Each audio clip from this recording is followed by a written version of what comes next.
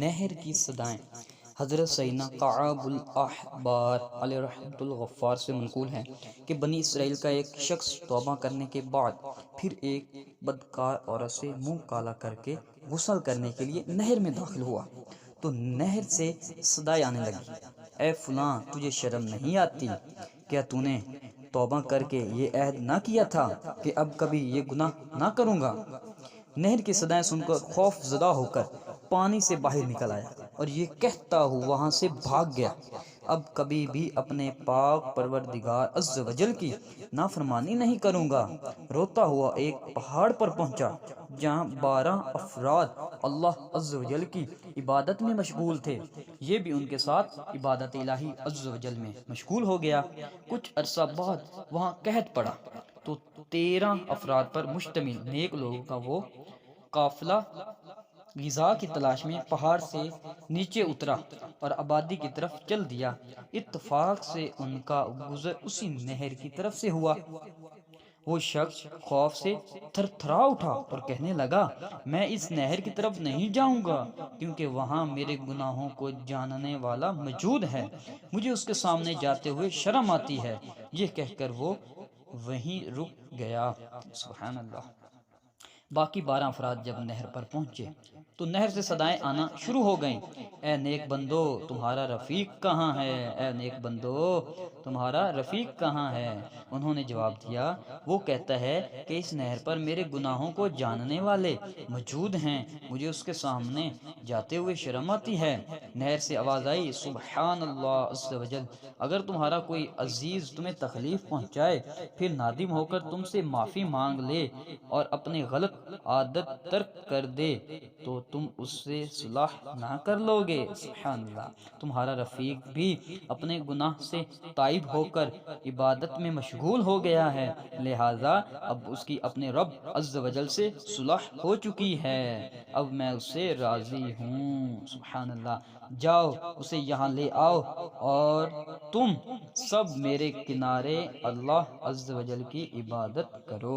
انہوں نے اپنے رفیق کو خوشخبری دی اور پھر یہ سب مل کر وہاں مشغول عبادت ہو گئے۔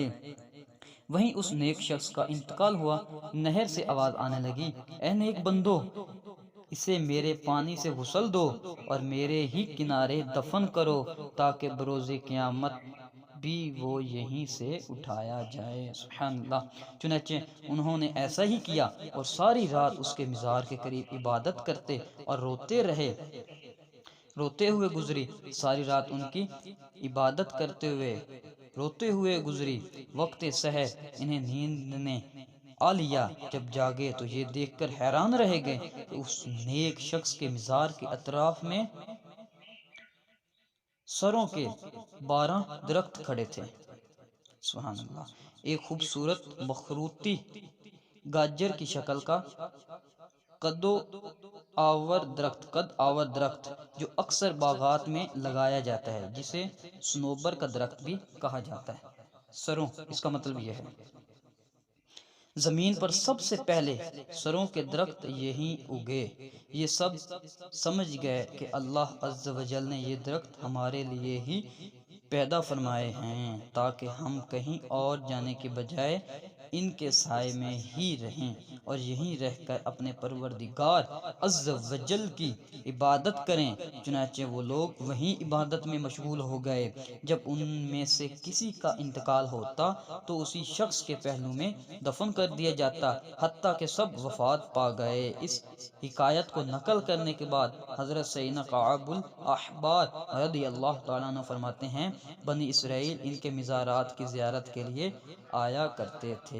سبحان اللہ، سبحان اللہ۔ اللہ عز و جل کی ان پر رحمت ہو اور ان کے صدقے ہماری بے حساب مغفرت ہو، آمین بجاہ النبی الامین صلی اللہ علیہ وآلہ وسلم۔ پیارے پیارے محترم اسلام بھائیو، آپ نے ملاحظہ فرمایا کہ اللہ عز و جل کتنا مہربان اور رحمان و رحیم ہے۔ جب کوئی بندہ سچے دل سے اسے تائب ہوتا ہے تو اس سے خوش ہو جاتا ہے۔ یہ درس بھی ہمارے لیے بھی ہے، یہ درس بھی ملائکہ گناہ کرنے والا اگرچہ لاکھ پردوں میں چھپ کر گناہ کرے۔ اللہ عز و جل تو دیکھ ہی رہا ہے، لہٰذا انسان کو ہر وقت رب عز و جل سے ڈرتے رہنا چاہیے اور گناہوں سے کنارہ کشی اختیار کرتے ہوئے اعمال صالح کو اپنا وتیر بنانا چاہیے۔ اللہ عز و جل ہمیں گناہوں سے بچا کر اعمال صالح کی توفیق عطا فرمائے، آمین بجاہ النبی الامین صلی اللہ علیہ وآلہ وسلم۔ صلو علی الحبیب صلی اللہ تعالی علی محمد صلی اللہ علیہ وآلہ وسلم۔